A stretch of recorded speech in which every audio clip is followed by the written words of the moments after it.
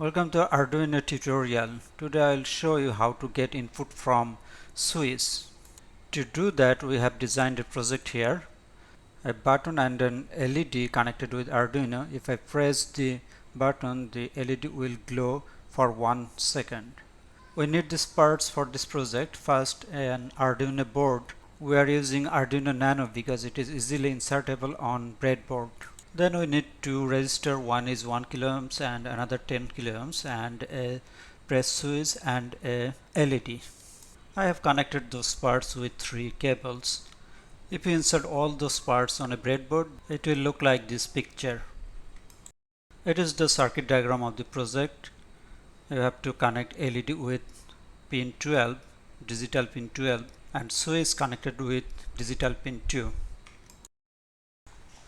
Here's the codes required for this project. We are going to explain it a little bit. We have taken two constants here. First one is for button pin number is 2, and second one is LED pin, its pin number is 12. We have taken a variable called button state. If button press, its value will be 1 and otherwise it will be 0. We'll read and store value of digital pin 2 in this variable. Under void setup, we have set pin mode. For LED pin it will be output, and for button pin it will be input. Under void loop, we need to read button pin status first to do logical task. We have used digital read to get button pin status. If button press, it will return 1, that means high.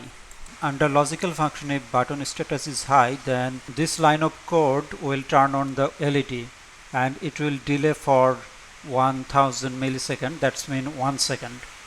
If button released, LED will be turned off because of this line of code. Now we are going to compile the project. Done compiling, no error found. Let's upload the project to the Arduino board. Done uploading. Let's see the output.